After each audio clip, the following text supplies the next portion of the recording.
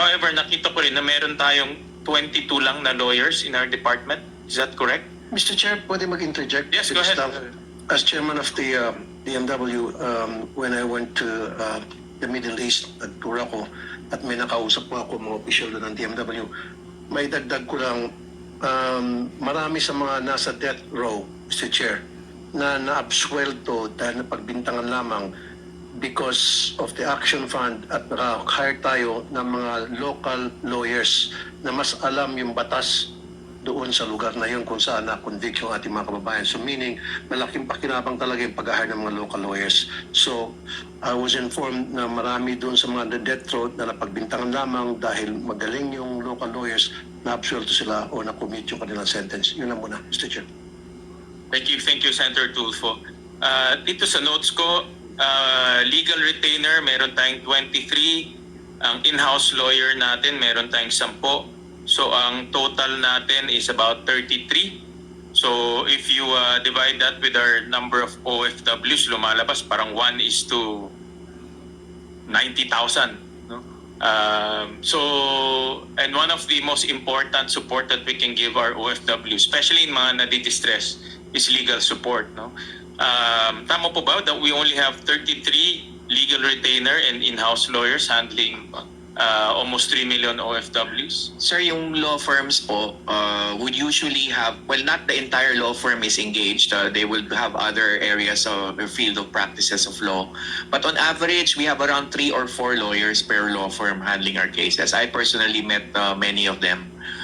For instance, in Kuala Lumpur, we have a group of very efficient and should I say a relatively young set of idealistic lawyers who are pushing for the rights of our OFWs. So, pag law firm naman po pinag-usapan, di lang naman po isang lawyer ang katuwang natin dyan.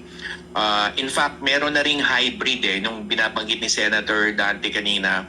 May hybrid na ng law firm na magpapadala ng 8 oras din sa opisina natin sa MWO.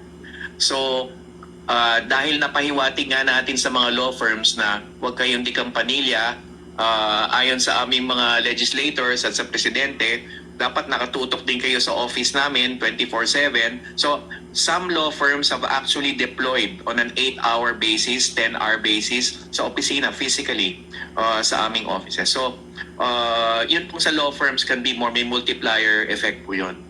But the 10 in-house, 10 po talaga sila. They are individuals. And as I said, sinimulan lang po natin ito sa Gulf. Pero palalawigin pa ho natin ito kasi mas kailangan pa talaga ng mas maraming in-house lawyers. And as I mentioned also, 4 of the 10 are female lawyers to cater to the, should I say, the more sensitive needs of our female distressed workers.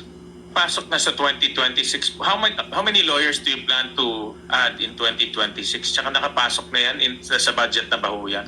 Yun po sana yung kukunin namin sa Action Fund at yun din yung tunumbok ni Senator Marcoleta kanina.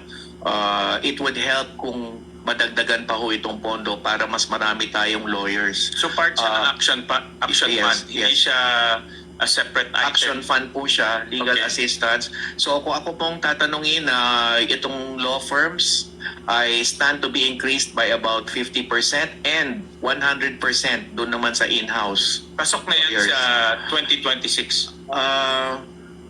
Hindi pa. Yung nabanggit nga Parang po hindi kanina, pa, parang 2.4 pong hiningi namin, 1.2 ang binigay. So we're asking for an increase po. Yeah, I think kami naman sa Senate and narinig ko si Senator Erwin, Senator Dante na supportive kami doon sa pagbibigay ng additional legal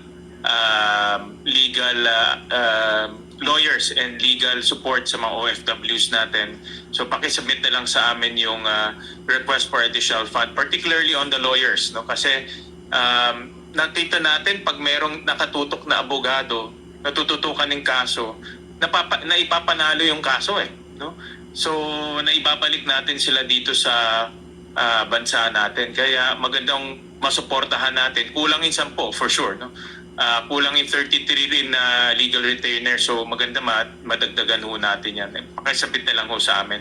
Yes po, I fully agree. And as I mentioned, this was precisely the topic of my conversation with the President just last week. Thank you, sir.